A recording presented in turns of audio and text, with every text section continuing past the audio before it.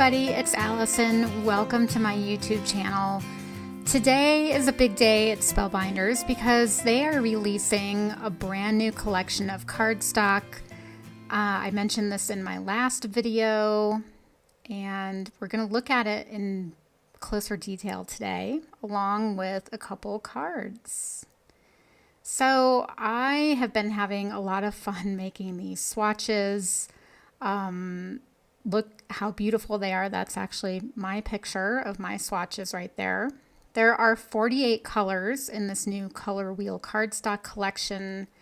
And these are the color swatch petal dies that you see right here. And I'm going to show you how easily these go together. So I have cut the bases out of white cardstock. And there is a stamp set with all of the names of the new colors of cardstock. So I am going to stamp these onto my swatches. I have my Misty with the grip mat inside and my carrier sheet on top, as I always do now. I'm just going to stamp right onto this carrier sheet. And then I'll take this die and just position it underneath that word so that I have it perfectly positioned. And then I can remove the carrier sheet and I'll know that this is going to stamp perfectly on there. And really, I just don't know what I did before the grip mat and this carrier sheet idea. All right, I've stamped all of my white bases, and now I've cut all the colors from this smaller die. So that's the die that you cut the colors from. And then you just glue them on. And I just think these are so beautiful, but you could just use the large die, the white die, and cut your colors from that and not have to worry about making these layers. Now there is this other piece right here that you could cut in black or some other color.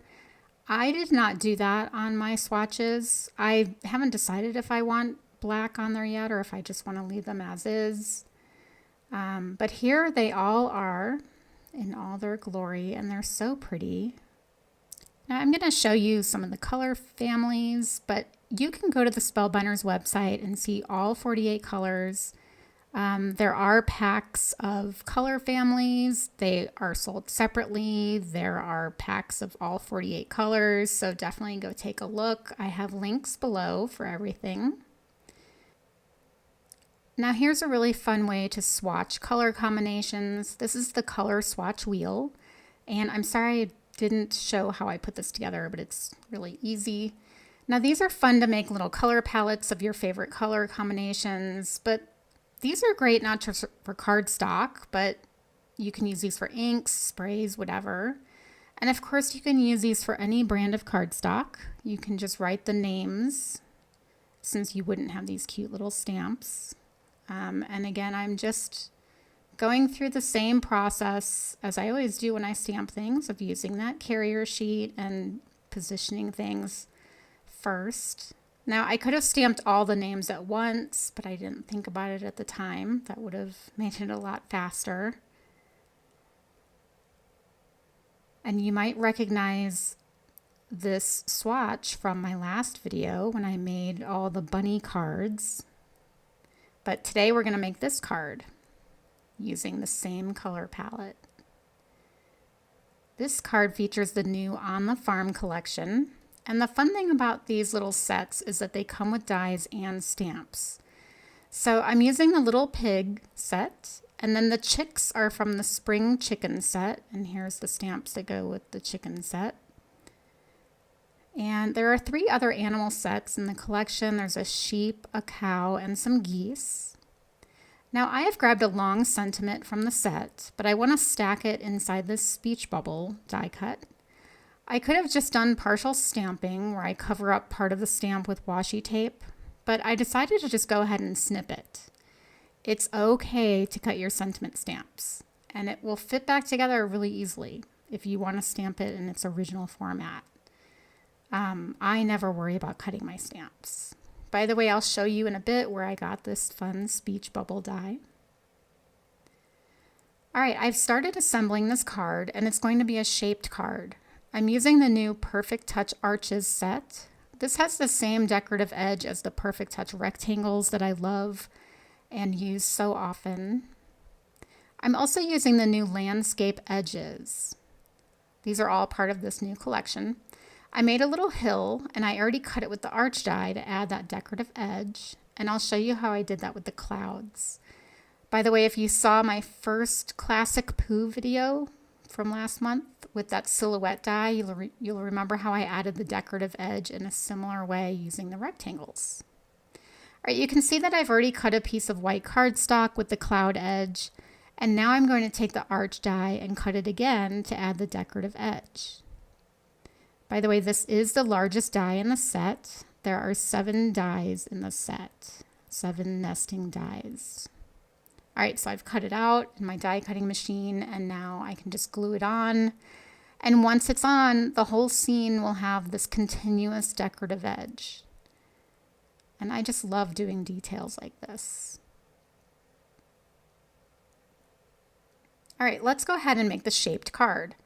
I've used that same arch die to cut a piece of heavy white cardstock, and I'm going to score it about a 1/2 inch from the top of the arch. It doesn't have to be exactly 1/2 inch. I'm just eyeballing it, and I'm actually going to come back in with a better scoring tool. And now I can just bend at this hinge and use my bone folder to reinforce that hinge. Now I'm going to come in with some double-sided tape. This is my 1/4 inch score tape, and I'm just going to add it to the hinge. You can use liquid glue if you want. You'll see in a minute that I will add some liquid glue just to get in some of the spaces that I couldn't cover with tape.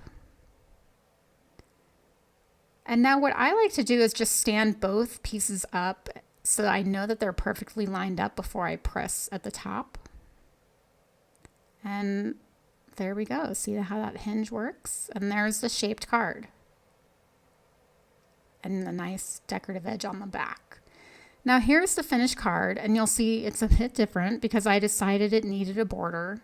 So I remade the scene on the second largest arch in the set. The card overall is still the same size, using that largest arch. I also added some mud underneath the pig, which comes in that die set with the pig. And of course, you'll see that I used all of the colors from that beautiful swatch that I had made.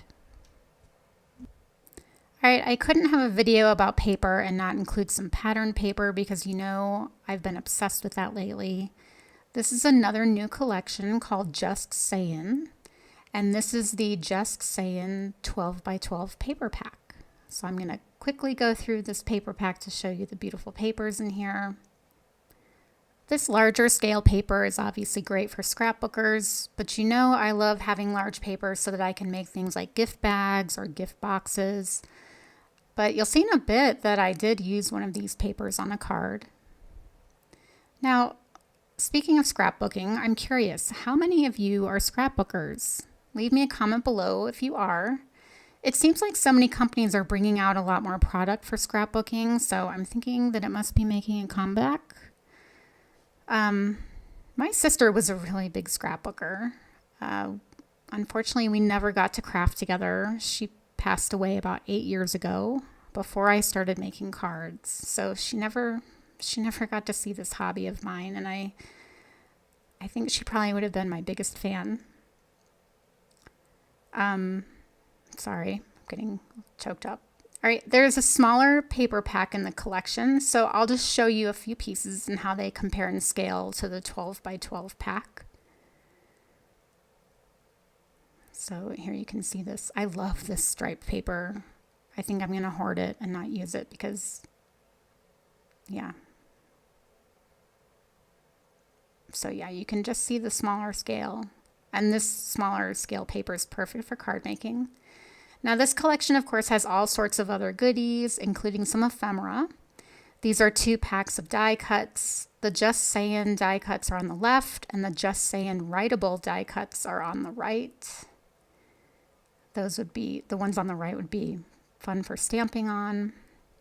Now there are also dies that are part of this collection, and I'll just show you how they coordinate with the theme and how there are dies that are very similar to some of the ephemera, like the stars and the ampersand and these little guys here, like little brackets and parentheses and things like that. There's some arrows that are similar. And I'm going to show you this really fun die. This is called the Pieced Heart. I will be making a card with this sometime soon, but for now, I'll just show you how there's a die cut from this ephemera pack that looks just like it. And I just want to show you how large this die is. I think this would also make a really fun shaped card. So here it is compared to an A2 size card base. All right, there are a lot of speech bubbles in both of these ephemera packs, and so of course there is a die set to make speech bubbles as well. And this is the set that I used for that first card with the pig. One of the unique things about this speech bubble set is that there are shadow dies for each speech bubble. I was originally going to use the shadow on my pig card. You may have actually seen that in the beginning stages of the card. But I decided I made kind of like a faux drop shadow on my bubble instead. Now I'm going to make a fun quick card with some of this ephemera as well as some of that 12 by 12 paper. I thought it would be cute to stamp something on the paper in the typewriter. So what better set is there than this Typewriter Adventure Sentiment set? You know I love this set. It actually sits right near me so that I can grab it easily. And I'm going to do the same thing as I always do. I've got my grip mat. I've got my carrier sheet that, you know, clings to the grip mat so I can line everything up. Now, you see me do this both ways. Here I'm just stamping right onto the carrier sheet and then I'll bring my element in. But when I stamped the hello, I had the element under there to begin with. It really doesn't matter because you get to move the element around underneath this carrier sheet. The important thing is that the carrier sheet is grabbing onto that grip mat, so it's not moving. So the stamp is going to be in the same position when you're ready to stamp. All right, that's my final card. By the way, who is bored of seeing me do that? I feel like I show that a lot lately, but really, if I could go back in time to all the years that I struggled with lining stamps up with dies or lining stamps up on card bases and then messing it up and having to redo it. But let me know if I've shown you this enough. I don't need to keep showing it. Anyway, that is my video for today. I hope everybody's excited about the cardstock. I failed to mention much about it. Did I mention that it's 110-pound cardstock and that it is super smooth? I did actually do a little test earlier of all the different cardstocks that I have, and the Spellbinders cardstock was definitely the smoothest. Anyway, I could keep blabbering on about all of this, but I am going to call this done. I hope you liked this video. If you did, please give me a thumbs up and don't forget to subscribe. I will see you next time. Bye-bye.